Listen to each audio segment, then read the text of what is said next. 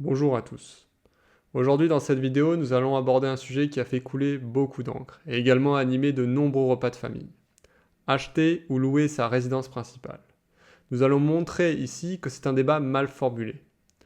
En effet, en ingénierie, il est courant de dire que beaucoup de problèmes peuvent être résolus en reformulant l'énoncé. Aujourd'hui, je vais essayer de répondre à cette question en prenant cette voie. Nous n'allons pas simplement répondre à la question, qui mérite beaucoup plus de nuances, mais je vais reformuler la question en cherchant à nous demander pourquoi il est nécessaire de posséder sa résidence principale.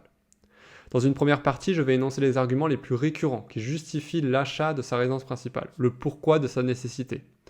Dans une seconde partie, je ferai une synthèse de ces arguments dans l'objectif de reformuler le problème en dégageant une nouvelle problématique. Dans une troisième partie, je répondrai à la question par des chiffres et j'interpréterai les résultats et je formulerai les limites de mon raisonnement. Commençons par les arguments pour. Le premier argument qui est souvent évoqué, c'est l'épargne forcée, souvent formulé sous la forme de « un loyer, c'est de l'argent jeté par les fenêtres ». Lorsque vous êtes propriétaire, le plus souvent, cet achat s'effectue avec un crédit immobilier qui vous engage à être remboursé. Dans les mensualités de crédit qui sont remboursées, on peut distinguer deux parties.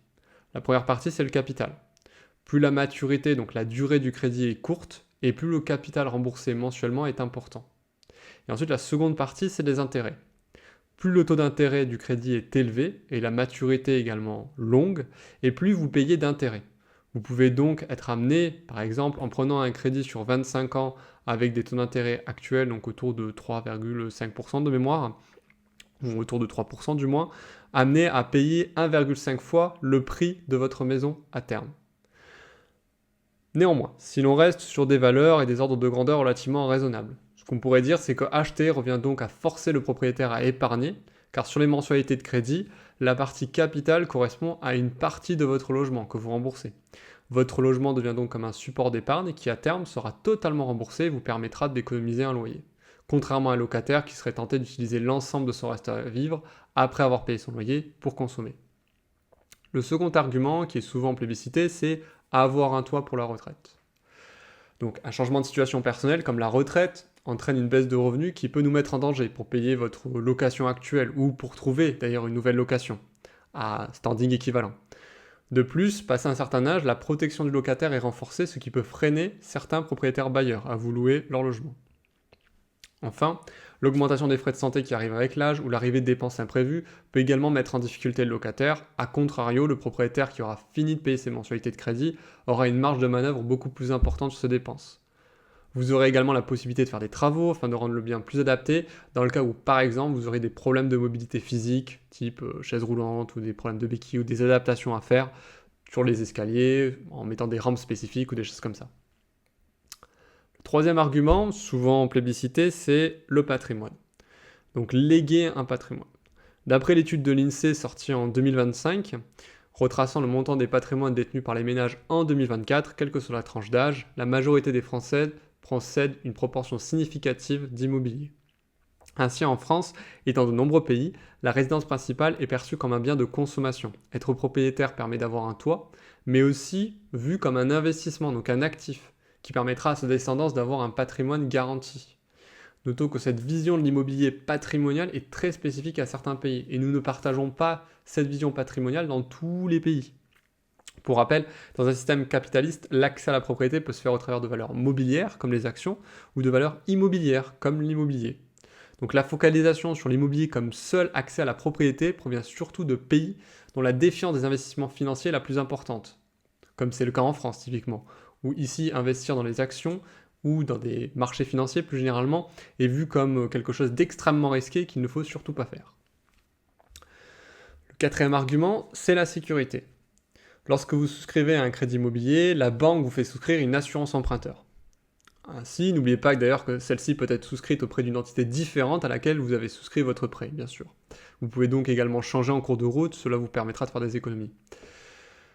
En refermant cette parenthèse, nous pouvons noter que l'assurance emprunteur vous couvre, vous et votre conjoint, en cas de décès, d'invalidité ou de cancer. Par exemple, dans le cas d'un décès, vous pouvez, grâce à l'assurance et en fonction des conditions, avoir une partie ou la totalité de votre crédit remboursé. Il faut bien sûr bien veiller aux clauses lorsque vous souscrivez à votre assurance emprunteur, typiquement. Donc cela vous permettra, en cas de problème sur votre conjoint ou sur vous-même, d'avoir la possibilité de léguer à votre conjoint ou conjointe un toit sur la tête et un patrimoine donc qui pourra la sécuriser financièrement, et si elle le souhaite, elle pourra également revendre ce bien et donc ça lui fera un patrimoine qu'elle aura. La situation peut être similaire en cas d'un cancer ou d'invalidité entraînant une baisse de revenus typiquement. Donc là, on n'est plus dans le cas de décès, mais vraiment dans le cas où on a une baisse de revenus. L'assurance emprunteur peut prendre le relais et rembourser toute ou une partie du crédit. Enfin, le 5e argument, souvent plébiscité, c'est la stabilité. La stabilité est l'argument qui pousse en faveur de l'achat de la résidence principale. Ainsi, en devenant propriétaire, vous garantissez la possibilité de vivre au même endroit pendant une longue période de temps.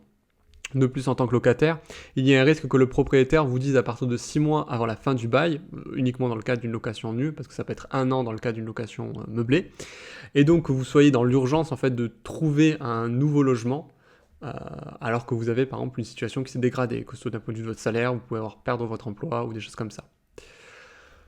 En étant propriétaire de la résidence principale, vous réduisez ce risque, et même si vous avez une perte d'emploi et une baisse de revenus, vous avez toujours votre toit sur la tête. Maintenant qu'on a vu l'ensemble des arguments, je vais effectuer une synthèse de tous ces arguments, et notamment de tous ces arguments en faveur de la résidence principale. Ce qu'on remarque, c'est que ces arguments peuvent être décomposés en 2 catégories. La première catégorie, c'est la catégorie émotionnelle, qui est majoritairement liée à la stabilité, et une seconde catégorie qui est principalement financière.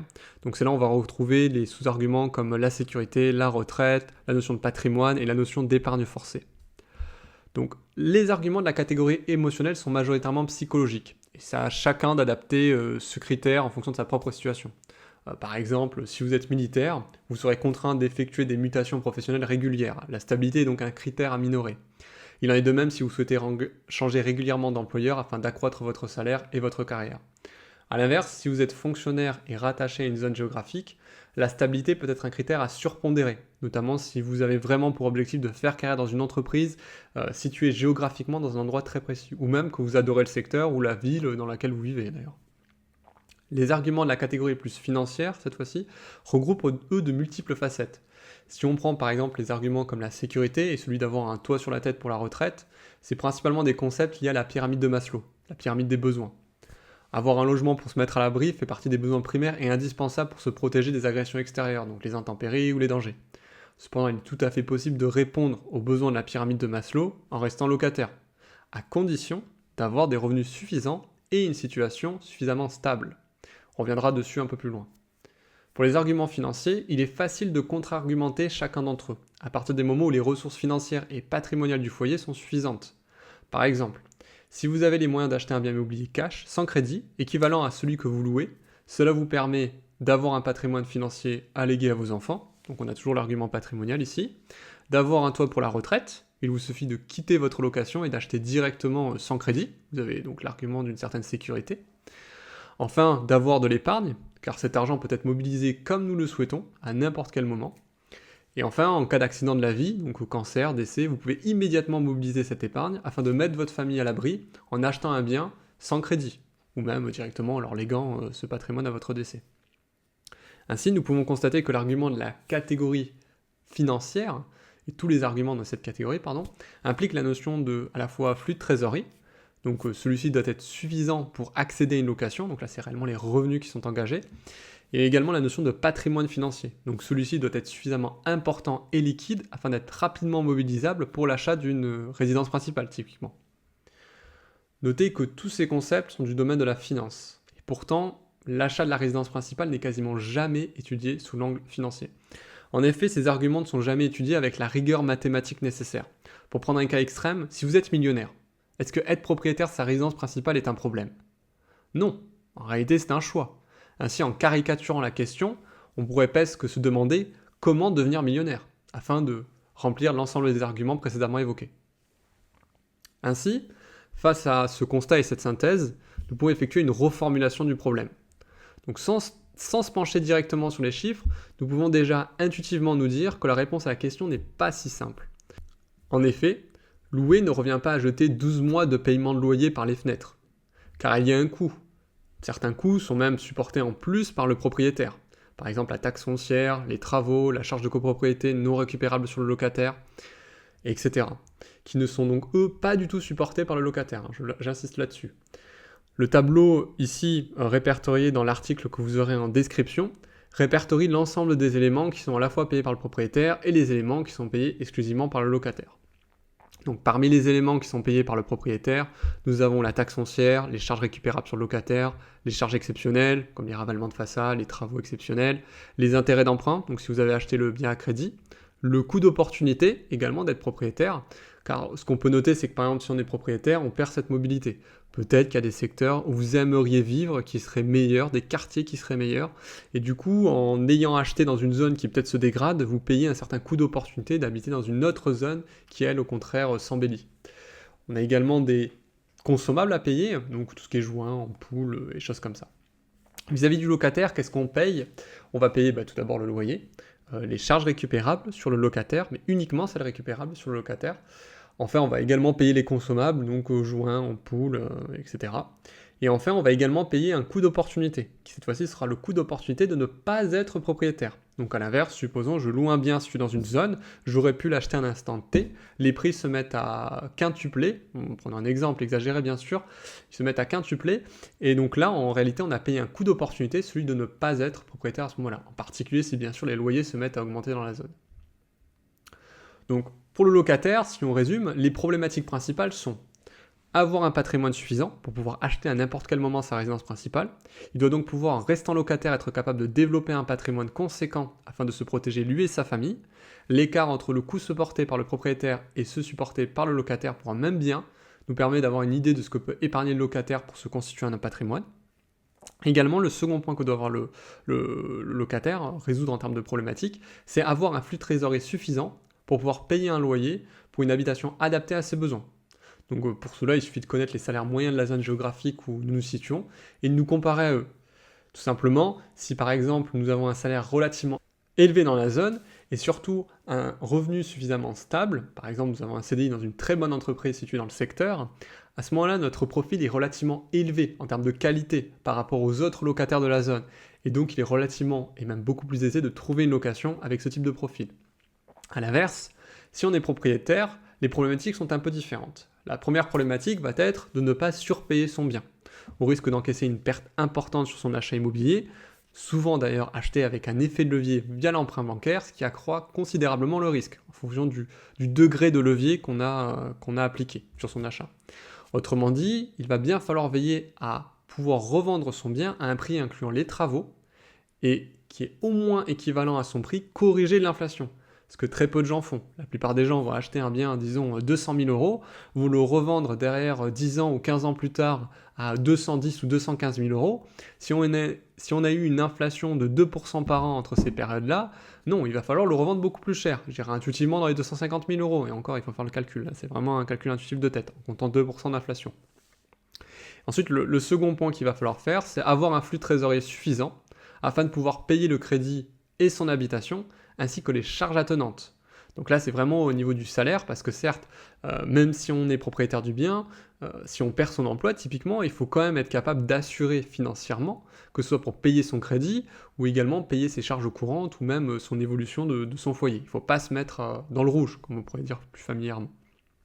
Donc dans l'idéal, le propriétaire doit également avoir un coût d'opportunité en sa faveur.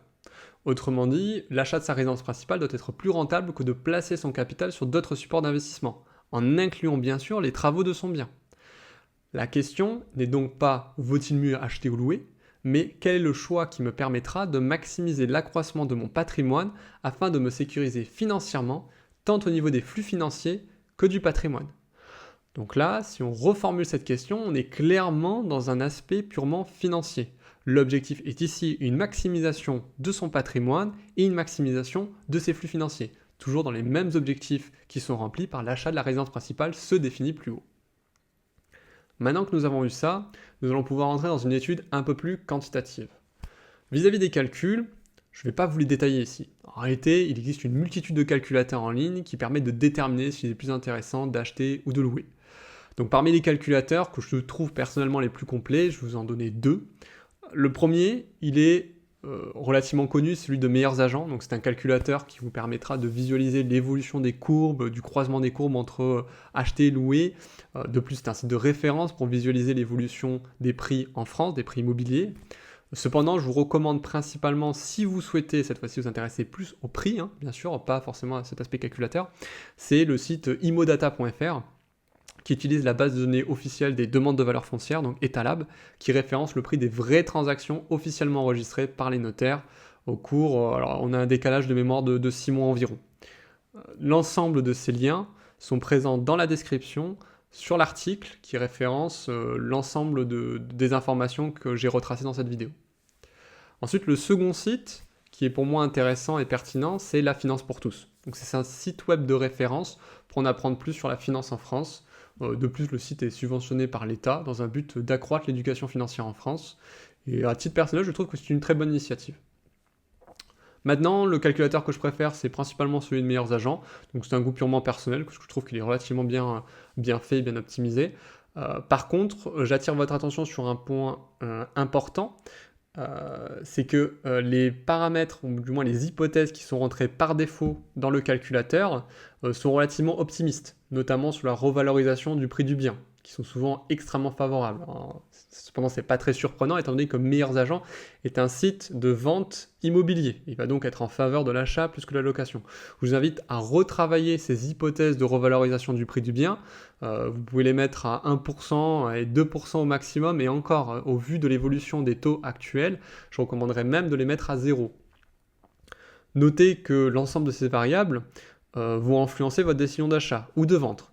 C'est-à-dire que lorsque vous allez modifier les variables de ces calculateurs-là, vous allez par exemple avoir, une hypothèse de rentabilité sur votre capital investi relativement favorable, au contraire une hypothèse de revalorisation du prix du bien relativement favorable ou défavorable, va conditionner fortement votre décision d'achat ou de location.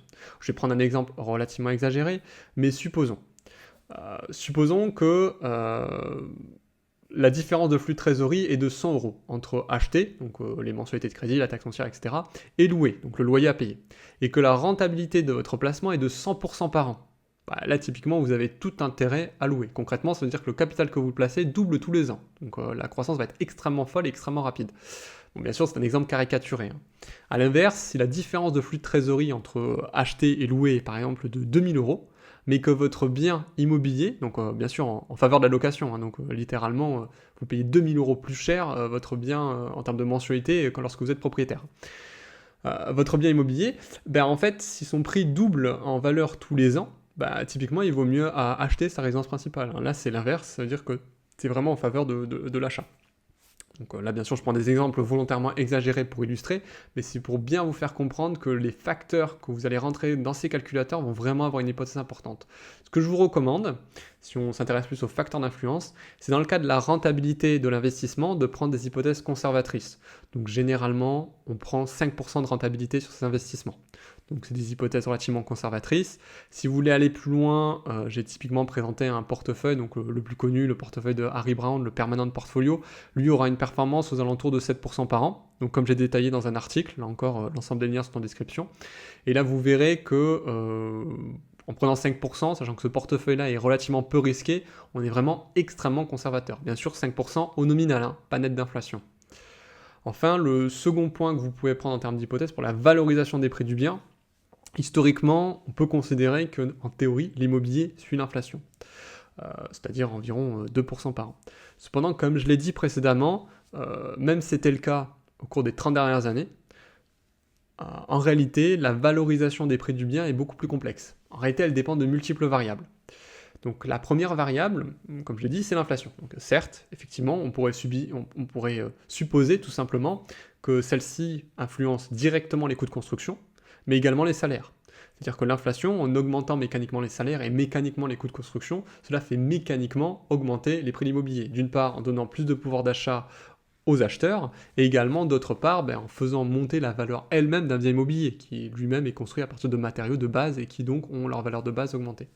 Enfin, le deuxième facteur, c'est l'apport. Donc là, il est directement lié au salaire, mais également la capacité d'épargne et la source des investissements. En fait, l'immobilier est un marché très localisé géographiquement. Cependant, si on suppose par exemple que vous êtes un étranger, un riche américain ou un riche singapourien, et que vous souhaitez acheter un appartement en France, son prix vous semblera dérisoire et vous achèterez directement cash. Donc vos seuls concurrents sur le marché seront ceux avec un pouvoir d'achat équivalent, donc soit riches étrangers ou locaux, mais c'est pour cette raison que nous pouvons observer des fois une déconnexion, d'ailleurs des prix dans certaines grandes villes, où le salaire des travailleurs locaux, comme à Dubaï ou Singapour, est totalement déconnecté du prix de l'immobilier dans cette zone-là. Parce qu'en fait, l'immobilier ne devient pas un marché juste corrélé à sa population géographique, mais c'est un marché qui devient un marché de capitaux réellement. C'est des capitaux extérieurs qui viennent affluer sur ce marché, qui font en fait que l'offre et la demande n'est plus définie en suivant des contraintes géographiques, mais vraiment par des contraintes de capitaux extérieurs. Enfin, le troisième facteur qu'on peut donner qui va impacter les prix de l'immobilier, c'est tout simplement l'offre et la demande. Donc même si intuitivement, on pourrait penser que c'est un facteur déterminant, c'est pas vraiment le cas. Surtout sur des marchés qui sont dominés très géographiquement, cette fois-ci à part les marchés de capitaux que j'ai cités précédemment. Donc comme abordé par Jacques Frégide dans son intervention au Sénat, en réalité l'élasticité des prix au logement, elle est de l'ordre de 1%.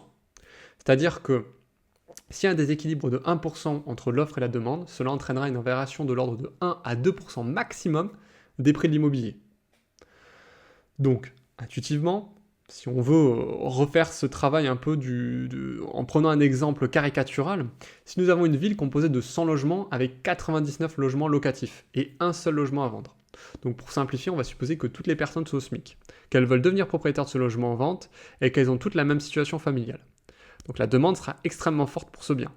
Pourtant, la variation du prix du bien ne sera pas importante car tous les acheteurs seront limités par leur apport, qui dépendra bien sûr de la frugalité de chacun. Et leur capacité de financement, qui dépendra bien sûr des contraintes du HCSF, qui sont actuellement de 35% de taux d'endettement, donc identique pour tout le monde car tout le monde est au SMIC. Enfin, le dernier point qui impacte et qui influence l'évolution des prix de l'immobilier, c'est bien sûr, comme j'ai cité précédemment, les conditions de financement. En général, lorsque nous augmentons la durée d'emprunt d'un crédit immobilier, les mensualités baissent. Ainsi, si nous limitons la durée du crédit, nous limitons la capacité d'emprunt des ménages. Cette variation est équivalente avec les taux d'intérêt du crédit.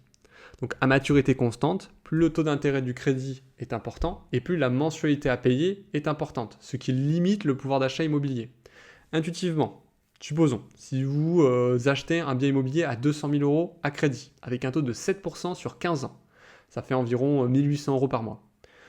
Si vous décidez de le revendre à une autre personne qui a obtenu un crédit immobilier avec un taux de 3% sur 25 ans, en réalité, il pourra payer ce bien 365 000 euros environ en ayant les mêmes mensualités que vous.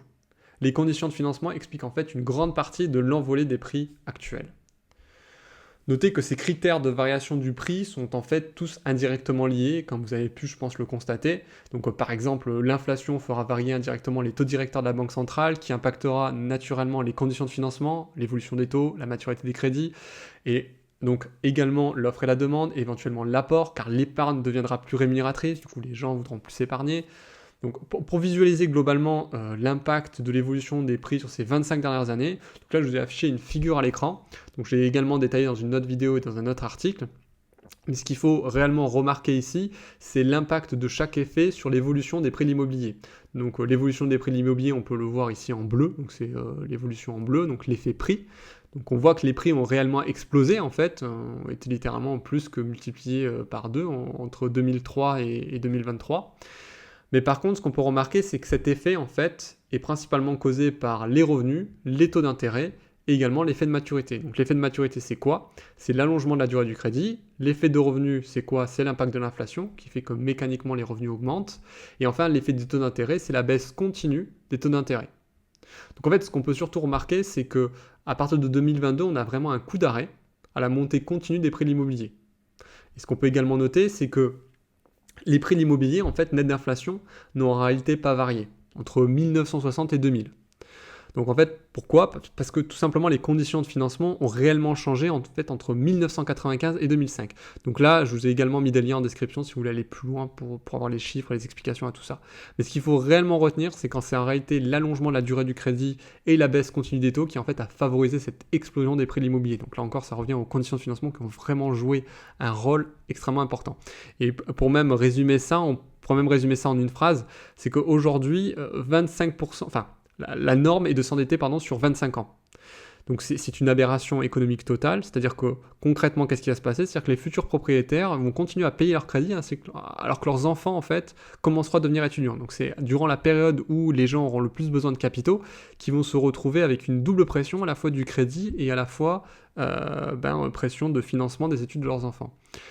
Donc heureusement, pour la génération qui est devenue propriétaire entre 2000 et 2021, ils ont pu bénéficier des taux bas et de leur constante diminution. Du coup, ils ont pu en permanence renégocier leurs prêts, ce qui a fait que l'allongement de la durée du crédit a pu être continuellement amorti. Et aujourd'hui, la majorité des gens, s'ils ont été un peu intelligents, ont normalement renégocié leurs prêts afin d'obtenir des taux à 1%, ce qui était une aberration là encore économique, mais bon, qui a bénéficié à de nombreux épargnants.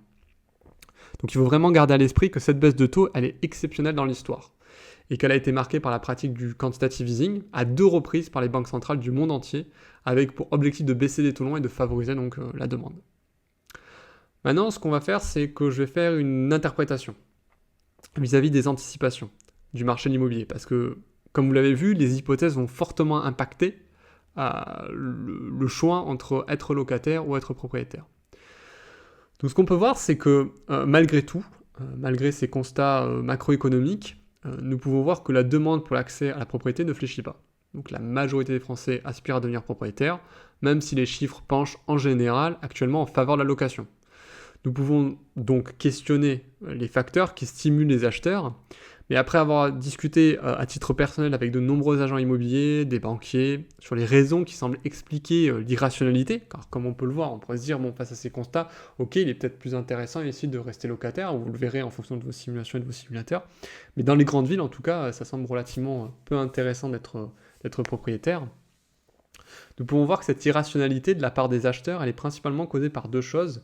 C'est une anticipation en fait sur l'évolution de la croissance des prix. La plupart des gens anticipent une croissance des prix de l'immobilier en regardant l'évolution des prix au cours des 10, 20, 30 dernières années, qui, comme on l'a vu, sont causés uniquement par des effets qui sont très spécifiques, effet des taux, effet de la maturité, et également sur une anticipation de la baisse des taux. Certains se disent oui, les taux sont élevés, mais c'est pas grave, je vais faire comme mes voisins d'il y a 5 à 10 ans, et je vais renégocier mon taux, et comme ça, je vais pouvoir bénéficier d'une baisse. Donc, notons qu'en fait, que toutes ces anticipations, elles sont souvent présentées avant les crises ou corrections immobilières, comme ce fut le cas en 2008, où la prime de risque de l'immobilier était inférieure à celle du marché obligataire. Donc, j'ai détaillé également dans un autre article. Donc, si on résume, globalement, le comportement de l'acheteur moyen, c'est quoi? Donc, concrètement, qu'est-ce qui fait l'acheteur moyen? Il n'effectue pas des calculs d'investisseurs. Comme à titre personnel, après avoir discuté, comme je disais, avec des banquiers, des agents immobiliers, je me rends compte que non, c'est pas du tout le profil. Donc il ne connaît pas la notion de coût d'opportunité, de prime de risque, de taux sans risque. Et la plupart du temps, l'acheteur est majoritairement dominé par ses émotions, ainsi que la pression sociale, souvent de la conjointe, si c'est un homme, ou de sa famille en général. Donc il va prendre des décisions souvent par effet coup de cœur, car tout le monde autour de lui est propriétaire, et donc c'est purement un biais de suivisme. Donc l'acheteur moyen, il verra autour de lui ses parents, souvent la génération des boomers, qui auront fait une jolie plus-value sur leur maison, sans tenir compte bien sûr des facteurs qui expliquent la montée des prix, comme vu précédemment, allongement de la durée du prêt, inflation et baisse des taux. Il va donc acheter dans un objectif d'investissement en espérant pouvoir tirer une plus-value de son achat, comme pour un investissement. Alors que ce n'est pas du tout un investissement, mais bon. Retarder cet achat revient donc à perdre de l'argent, car beaucoup de boomers autour de lui ont effectué de jolies plus-values. Donc là, vraiment, souvent l'acheteur moyen va ressentir ce coût d'opportunité. Donc attention, bien sûr, je ne dis pas qu'il est impossible de faire des plus-values sur sa résidence principale. Cependant, ce que je dis, c'est qu'il est important de calculer cette plus-value au réel, d'une part, c'est-à-dire retrancher l'effet de l'inflation, qui par définition pousse les prix vers le haut. De plus, il faut également intégrer les facteurs qui expliquent la plus-value. Donc, par exemple, parmi ces facteurs, on va avoir la chance, d'une part, peut-être une forte gentrification du quartier, qui auparavant était très mal réputé, ce qui devient un lieu très attractif. Donc bien sûr l'inverse est également possible, et ce qui peut entraîner une moins-value. Des travaux spécifiques, avec une prise de risque et un calcul fin. Là encore, je vois que souvent les gens font des travaux pour embellir le bien, et en se disant qu'ils vont gagner de l'argent à tous les coups. Mais souvent ils n'intègrent jamais cet argent à la revente. L'argent impliqué des travaux corrigés de l'inflation, et je dis bien corrigés de l'inflation, ce qui est extrêmement important, n'est souvent jamais intégré à la revente. Et souvent, ce qu'on remarque, c'est qu'à moins que vous souhaitiez faire des opérations de marchand de biens, ce qui est un métier, ce qui nécessite des calculs relativement fins, que très peu de gens savent faire, souvent lorsqu'on prend le prix du bien, qu'on intègre les travaux, qu'on corrige de l'inflation, À moins que vous ayez fait des gros travaux par vous-même, et là à ce moment-là vous pouvez bénéficier du coût de la main-d'œuvre, effectivement, mais souvent on n'a pas un écart extrêmement important à la revente. Enfin, ce qu'on peut également noter parmi les facteurs, et ce que les gens n'intègrent toujours pas d'ailleurs, c'est le changement dans les conditions de financement. Donc si demain le Haut Conseil de la Stabilité Financière, donc le HCSF, décide par exemple d'effectuer une profonde refonte d'octroi, la façon d'octroyer les crédits, et décide de dire que cette fois-ci on peut aller jusqu'à, disons, 50 ans, je dis n'importe quoi, comme Trump d'ailleurs l'avait évoqué il y a quelques temps, à ce moment-là, qu'est-ce qui va se passer ? Les mensualités à taux équivalent vont devenir extrêmement faibles et les gens vont commencer à s'intéresser et, aveuglés par l'envie de devenir propriétaires, se mettront à acheter massivement. Concrètement, c'est ce qui va se passer. Donc les vendeurs feront mécaniquement augmenter leur prix jusqu'à obtenir des mensualités équivalentes à leurs prédécesseurs et cela créera mécaniquement une augmentation générale des prix. Donc en dehors de tous ces facteurs-là, en réalité, il n'est pas possible d'effectuer une plus-value sur sa résidence principale, nette d'inflation encore. J'insiste sur le fait net d'inflation. Si vous voulez aller un peu plus dans l'analyse de ces chiffres, vous pouvez également lire un article que j'ai abordé sur le sujet, qui en fait traite de ce cas dans l'immobilier américain, au travers des rates américaines. Donc c'est des entreprises qui investissent dans l'immobilier aux États-Unis. Donc, une fois convaincu par le fait d'être propriétaire, faire face à des mensualités plus élevées, souvent par rapport à la location, donc, parce que bien sûr il faut inclure la taxe foncière, les travaux, l'acheteur moyen, qu'est-ce qu'il fera ? Et il fera face à un dilemme en réalité. Soit il met un apport conséquent afin de réduire ses mensualités de crédit, et ça lui permettra de s'aligner en fait à peu près avec un loyer ou quelque chose d'équivalent, mais souvent c'est même pas le cas, il paye souvent une somme extrêmement élevée. Donc actuellement cet apport il provient souvent de l'héritage ou de donations dans le cas des primo-accédants, et dans quelques cas rares de l'accumulation de l'épargne conséquente. Ensuite, deuxième cas, il peut acheter, même si ses dépenses totales, donc taxes foncières, charges, sont bien supérieures au loyer. C'est malheureusement ce qui se passe. Et même souvent, c'est les deux conjoints. Et on a un apport, mais malgré tout, on a quand même des coûts qui sont relativement plus élevés. En se disant typiquement que la baisse des taux pourra lui permettre de renégocier son crédit à la hausse du prix de l'immobilier et faire donc une belle plus-value. Souvent calculée d'ailleurs, encore une fois, au nominal, sans inclure les coûts d'entretien et de travaux. Donc là, c'est vraiment la situation de l'acheteur moyen et la situation auquel le plus souvent il doit faire face. Maintenant que j'ai présenté la situation, que j'ai défini et reformulé le problème, défini les arguments pour, avec une synthèse, maintenant ce que je vais commencer à faire, c'est évoquer des limites à mon raisonnement. En effet, parce que si on commence à raisonner ainsi, il faut quand même s'assurer de certains prérequis, que j'ai d'ailleurs évoqués précédemment. Donc, il faut être clair que le raisonnement présenté ici s'adresse à une population qui a le choix entre acheter ou louer, et qui est dans une zone où trouver une location à un tarif modéré est possible. Il est évident que la plupart des gens ont un salaire trop faible qui les empêche d'accéder à un bien en location de qualité, soit parce qu'ils ont des salaires inférieurs à 3 fois le montant de loyer, ou soit parce qu'ils ont un dossier trop juste, donc pas de CDI, pas de garant, peut-être qu'ils font de l'intérim, qu'ils sont obligés de bouger relativement souvent, donc c'est extrêmement compliqué. Et ça complexifie énormément la recherche d'un logement pour la location. Acheter sa résidence principale devient donc un moyen indispensable pour se sécuriser et d'éviter le stress à l'approche de la fin de bail. En revanche, si vous avez un salaire confortable, CSP, CSP+, que vous êtes en CDI et en province, alors ce point ne vous concerne absolument pas. De plus, beaucoup de gens ne sont pas capables de louer et d'épargner en même temps. D'une part, la tentation d'utiliser ce qui reste sur le compte est trop importante, et beaucoup préfèrent le dépenser pour partir en voyage, pour un mariage somptueux ou dans l'achat de passifs, comme des voitures, télévision, ou un confort, on va dire, souvent personnel, améliorer son style de vie. D'autre part, une partie de la population n'a pas les moyens d'épargner en plus de son loyer. Un dernier point qui peut pousser l'achat de la résidence principale, c'est tout simplement l'attrait personnel pour une zone. Donc comme je le disais, si on est proche par exemple de son lieu de travail ou si on a une affinité particulière pour le lieu, là effectivement, on peut se poser la question de se dire pourquoi pas acheter, parce que si vraiment on aime le lieu, mais il faut vraiment réfléchir au coût que ça implique et vraiment l'intégrer dans ses calculs. Donc en effet, si le quartier se met à se développer dans le bon sens, que le coût des loyers dans le quartier commence également à se mettre à fortement augmenter, ce qui peut empêcher l'achat futur dans la zone, ou pour trouver une location avec un loyer raisonnable, alors oui, acheter sa résidence principale est donc un moyen de confort afin de garantir un pied-à-terre dans la zone. Mais là encore, ce que je veux vraiment faire passer comme message, c'est que je ne suis pas dogmatique dans cette idée-là. Et en fait, il existe même, en général, en dehors des grandes villes, des zones où il est extrêmement intéressant d'acheter plutôt que de louer. Et de plus, je vais également insister sur le fait que la situation va vraiment changer à l'avenir.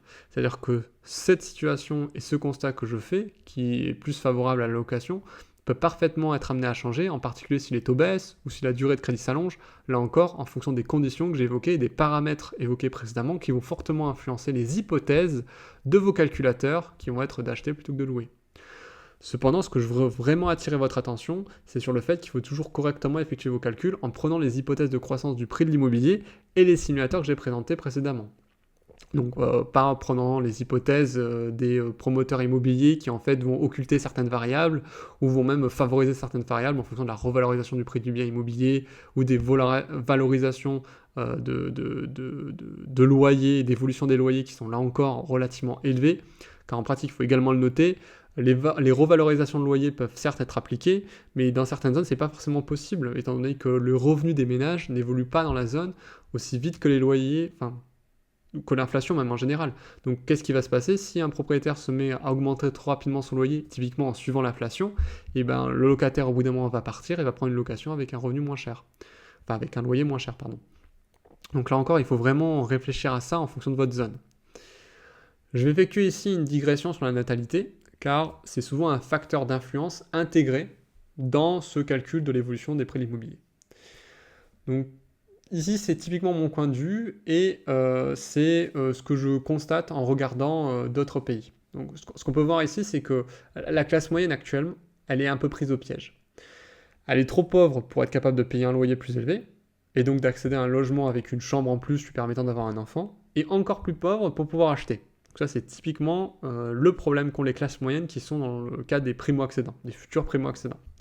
Donc le seul moyen actuel de la classe moyenne, qui est souvent condamnée, c'est d'attendre soit l'héritage, soit une donation familiale intergénérationnelle. Donc car le patrimoine en fait est majoritairement détenu actuellement par les personnes âgées. Donc vous pouvez vous référer à l'étude de l'INSEE qui vous le montrera. Et qui permettra donc d'avoir un apport conséquent afin de réduire les mensualités de crédit et d'accéder à un logement plus grand, tout en ayant des mensualités de crédit bien sûr contenues. Donc le salut de cette classe moyenne, il vient de l'accroissement de la mortalité en France, causé par le départ notamment de la génération des boomers, entraînant une libération en théorie de biens immobiliers sur le marché qui sera conséquente. Et donc on pourrait s'attendre à une évolution des prix immobiliers à la baisse dans les prochaines années, causée par l'arrivée massive de nouveaux biens sur le marché.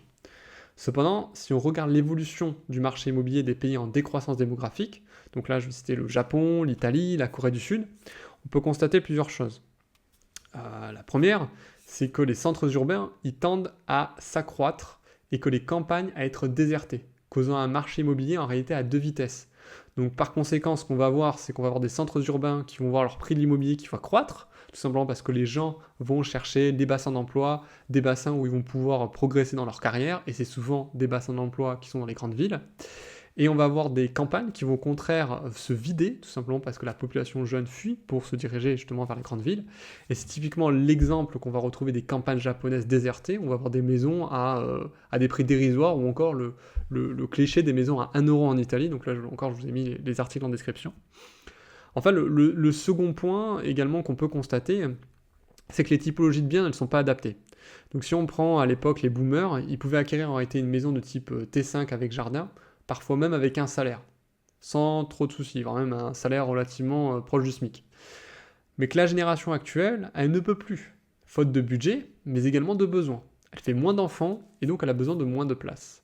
Ainsi, si on regarde la majorité des biens qui arrivent actuellement sur le marché, on va se retrouver avec des biens qui sont en réalité trop grands, souvent trop chers pour la majorité des acheteurs, et qui en plus nécessitent souvent des travaux importants en termes de rénovation énergétique, de normes et d'esthétique.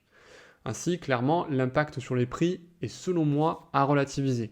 Je ne dis pas qu'on va avoir une explosion des prix de l'immobilier, mais que du moins l'appel d'air causé par l'arrivée de tous ces biens immobiliers causés par des décès massifs de la génération des boomers est également à ne pas surconsidérer ou à surpondérer dans vos hypothèses de revalorisation des prix de l'immobilier. En conclusion, qu'est-ce que nous avons vu dans cette vidéo ? Nous avons vu, la première chose, c'est que la problématique acheter ou louer sa résidence principale, c'est réellement un problème mal formulé. Donc, j'ai présenté des arguments récurrents sous la forme d'une liste exhaustive en faveur de l'achat de la résidence principale, j'ai synthétisé ces arguments afin de reformuler la problématique sous un angle financier. Et je répète, la problématique, c'est quel est le choix qui me permettra, moi, en tant que futur acheteur ou investisseur, de maximiser l'accroissement de mon patrimoine afin de me sécuriser financièrement, tant au niveau des flux financiers que du patrimoine. Donc, je le redis, c'est réellement une problématique financière tournée autour des flux financiers et de l'accroissement du patrimoine.